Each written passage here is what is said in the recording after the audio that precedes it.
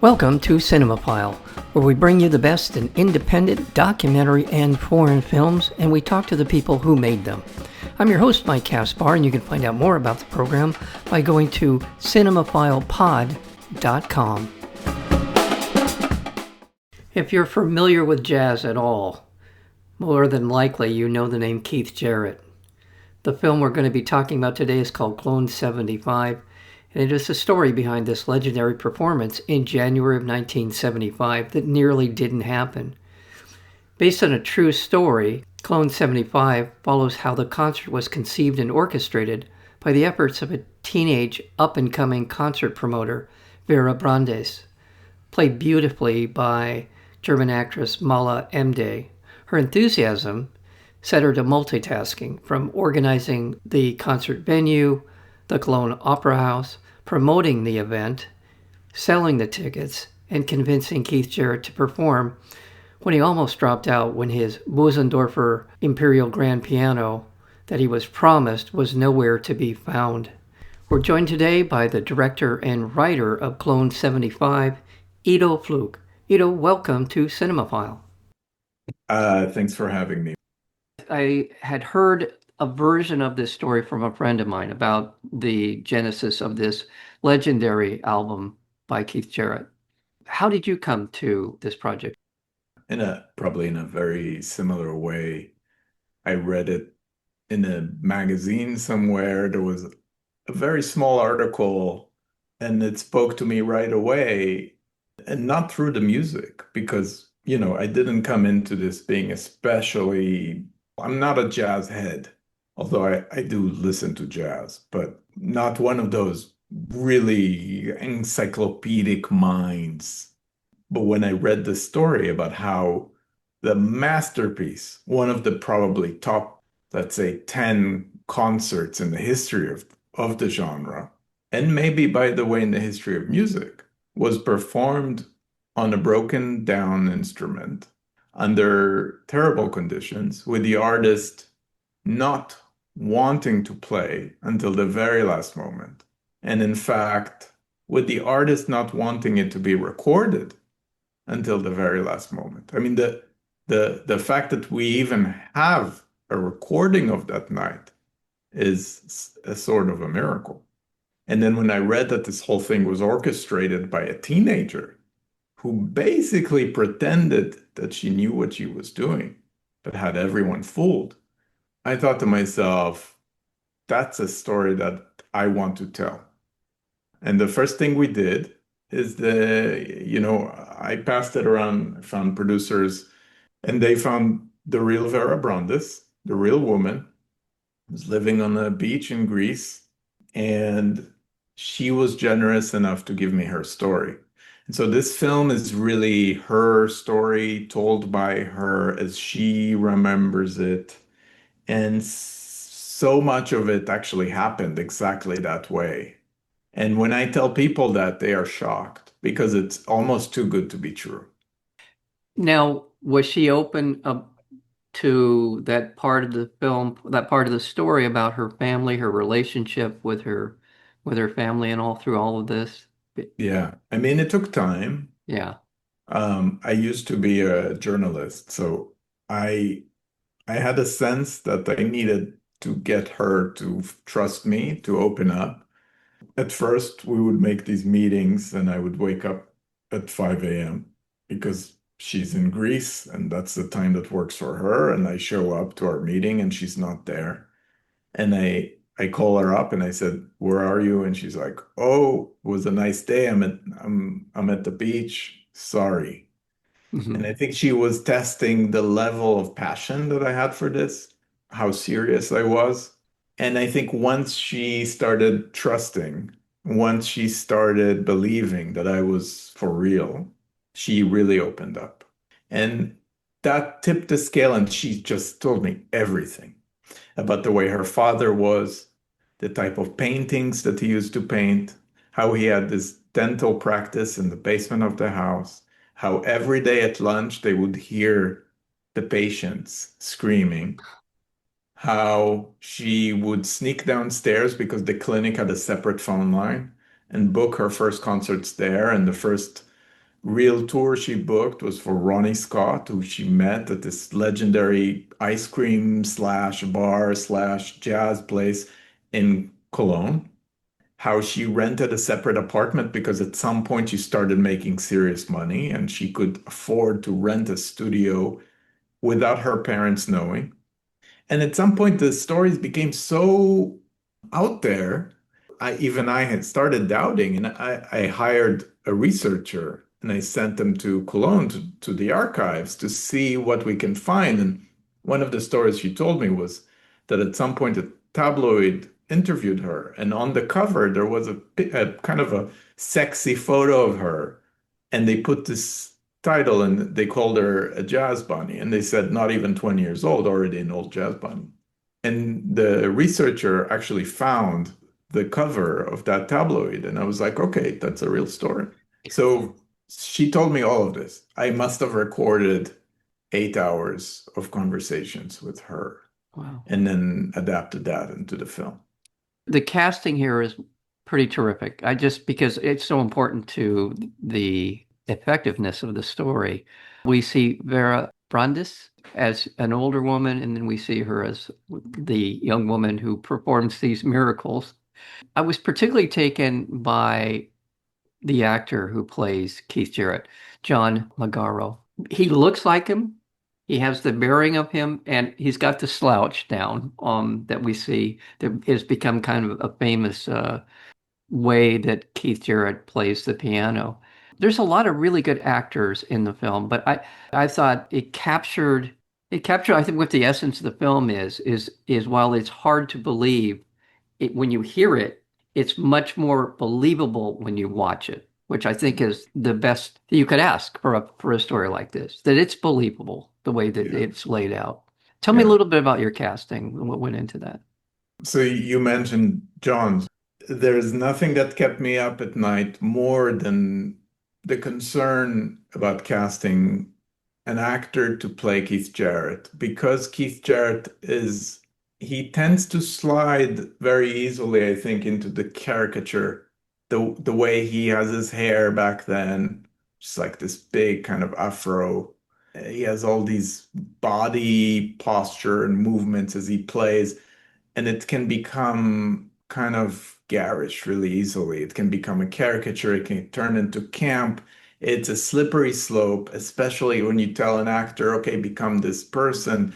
And this person, when they sit at the piano, they play in such an exaggerated way. They have such, if you watch videos, if you've ever seen Keith Jarrett perform, I mean, it looks like the circus is in town. And a lot of people, if they watch an actor do that, that can be complete just distrust. It can turn into something completely artificial. And so with John, it was about finding an actor that was honest. That honesty was, I think, kind of at the centerpiece of what they do as a performer. And so if you watch his work, his body of work, John Magaro, it's always very, very, very subtle.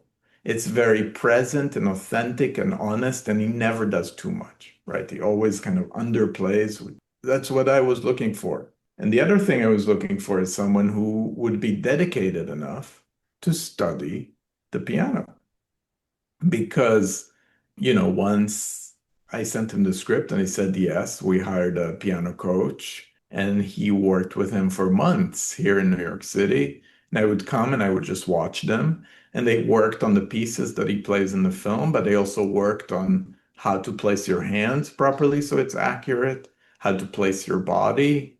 He would watch videos of Keith and kind of play along and we would try to find kind of the volume of the body movement.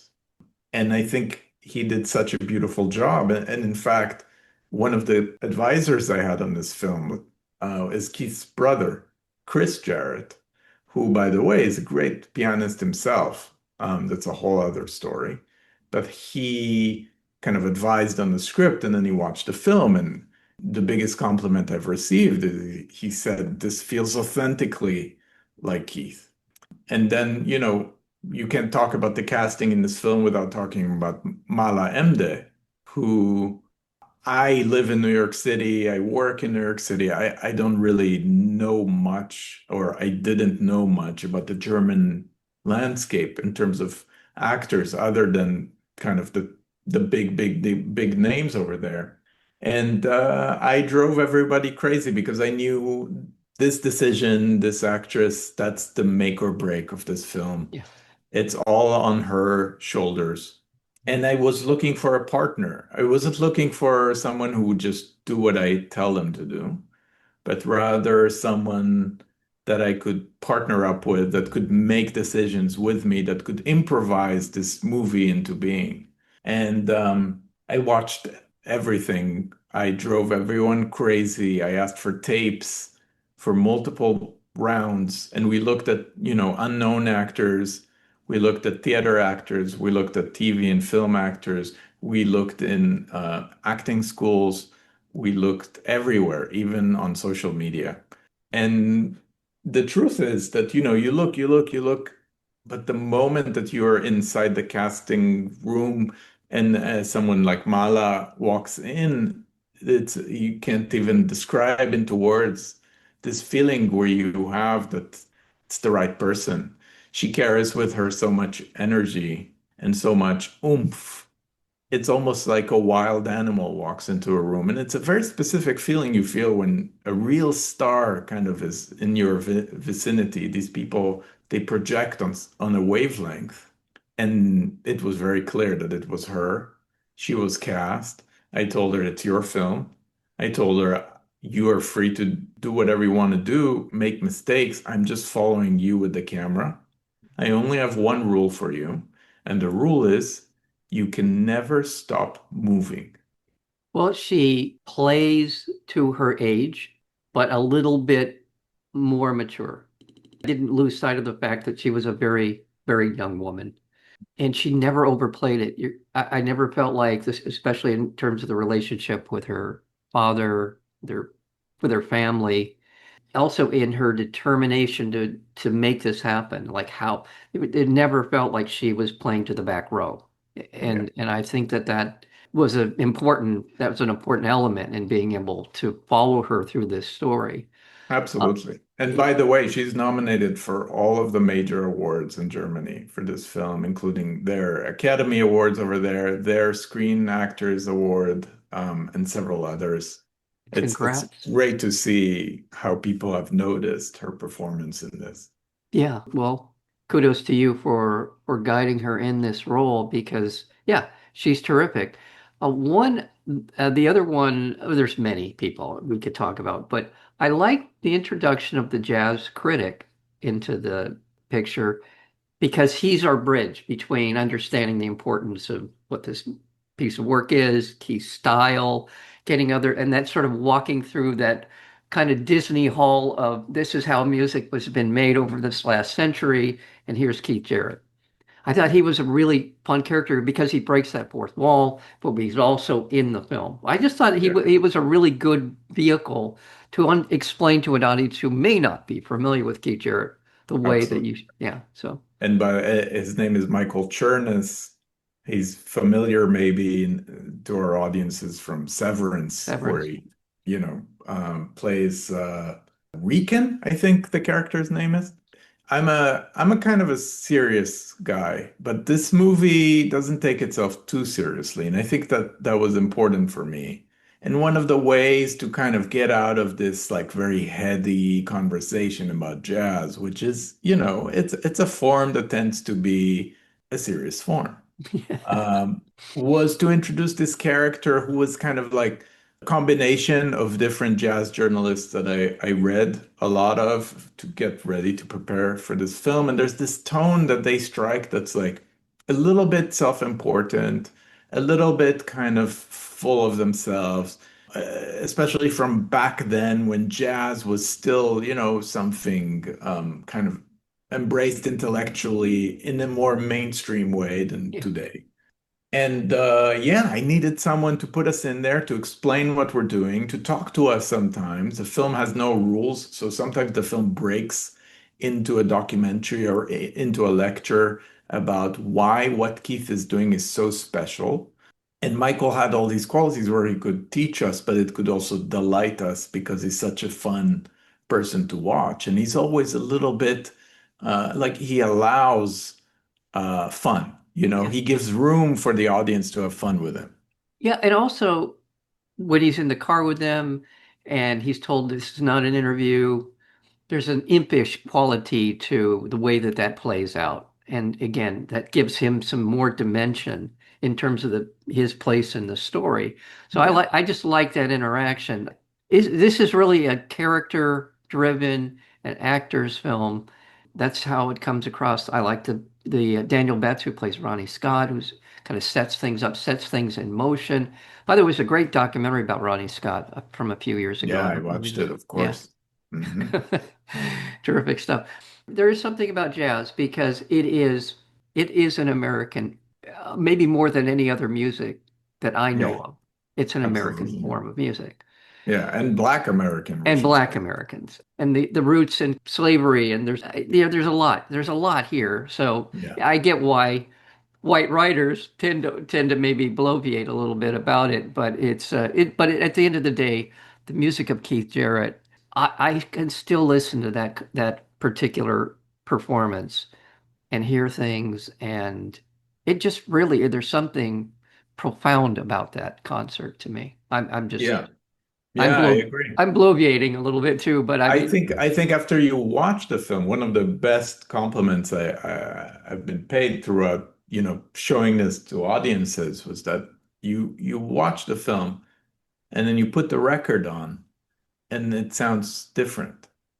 It imbues the music with new meaning, which I love hearing, because I think there's nothing more true to the nature of art, where that something can be A, but then when you know more about the intention behind it, it turns into B and maybe into C. yeah, And I think that the movie tries to do that, and a lot of people go home, they watch the movie, they go home, they go on Wikipedia and they check to see that we didn't fib.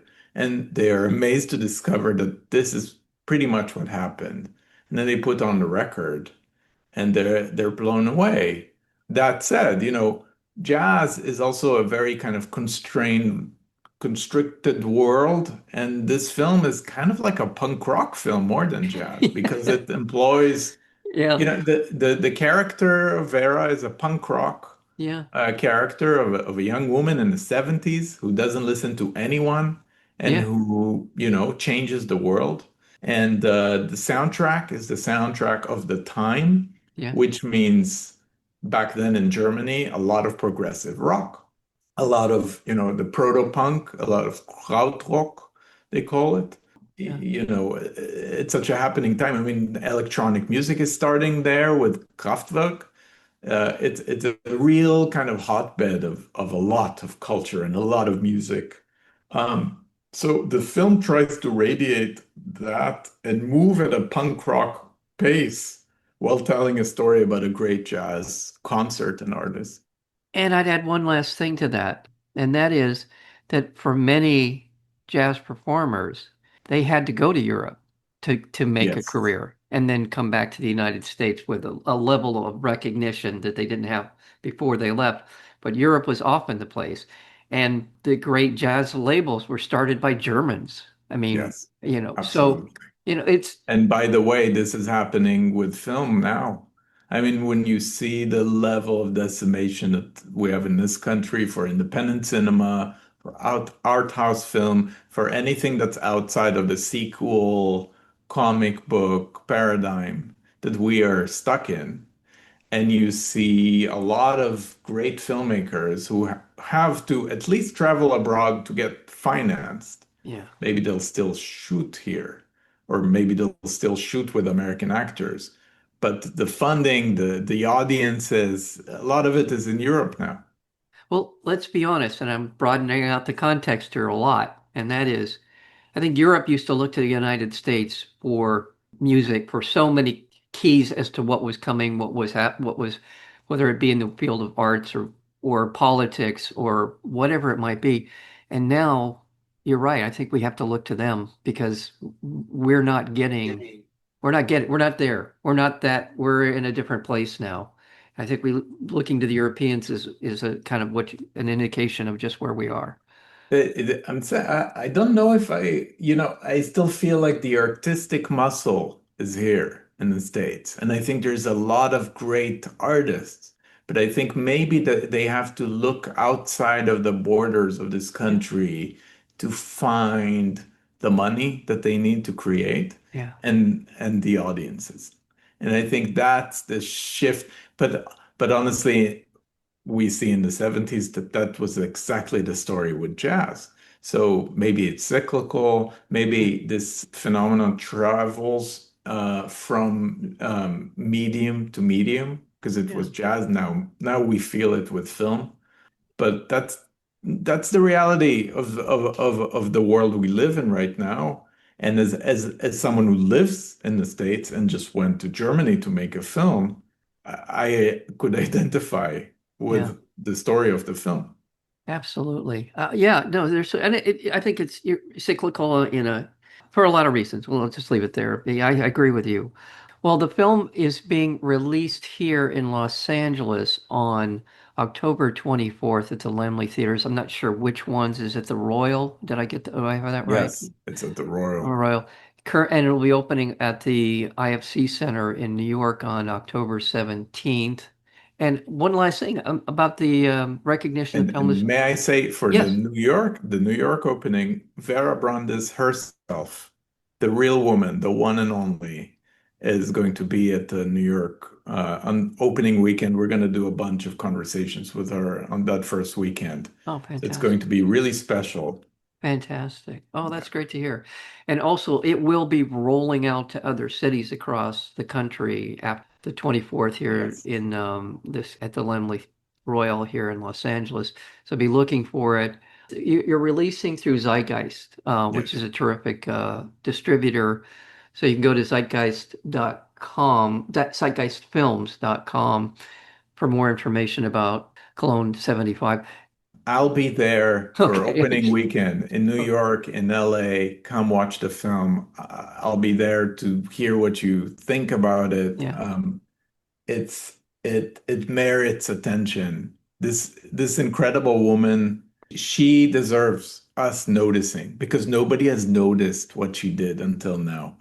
And I think we're shining a spotlight at a something that happened in the 70s, a woman that changed the world and nobody noticed until now.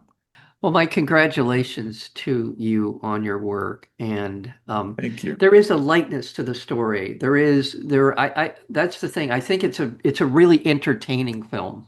Yes. As you mentioned earlier, it doesn't, there's a lot of things it doesn't take itself too seriously, but at the same time, it's there in the film. The importance connecting with Keith Jarrett. And really, I don't know how much this had as an impact on his career, other than I know it is the highest, largest selling or highest Oh, selling, whatever. without a doubt, his most major, most renowned Yeah, release that yeah, sold the most copies, and his career looks different without the Cologne concert. absolutely. Well, ECM, which was the label, the original Yeah. label for that record, Hmm. and he has made, I don't want to say dozens of many more albums, concert albums since then. And now it's sort of raising the expectation for the level of music. That's another thing he did. He expanded music in many ways that we hadn't seen before and brought along with him, there was a whole slew of Scandinavian artists who he's worked with. All kinds of things have come from Keith Jarrett in his career and his philosophy on music. It's Yeah. really pretty damn remarkable. And also, as we're discussing Vera Brandes, in the way she was able to make all this happen. Yeah, I was going to say something about the German film industry recognition. You had mentioned that. Oh, Did you? yeah, I mean the film over there we opened to in the Berlin Film Festival in the winter, which was the first time, Vera Brandes shows up. There's a 2,000 people audience. There's really giant, giant, giant, giant room. And they stand up and they applaud for her. She gets up on stage, and I get to watch this woman who was really, until now, overlooked and getting the standing ovation and watching her getting that. And then since then, it opened on hundreds of screens in Germany. It became kind of very loved. It was nominated for 4 Academy Awards over there, including Best Film and, like I said, Best Actress. And it's still screening here and there in Germany. The love that she's received, it made everything worth it. Well, congratulations to all concerned, particularly yourself. Thank you. Thank you. Yeah, we've been talking with the director of Cologne 75, the story of Keith Jarrett and this amazing record and how it came to pass and all of that, all of it. It's a remarkable. Ido Fluk, thank you so much for your time. Thank you so much. Look forward to another conversation with you. Thank you so much. Thank you. You have been listening to Cinemaphile with Mike Kaspar, the place where you will hear from the best in independent documentary and foreign filmmakers. Please check out our previous interviews as well as upcoming interviews and special programming by going to cinemaphilepod.com. We are also available on Apple Podcasts, Spotify, and YouTube, searchable under Cinemaphile with Mike Kaspar. Until next time, thank you for listening.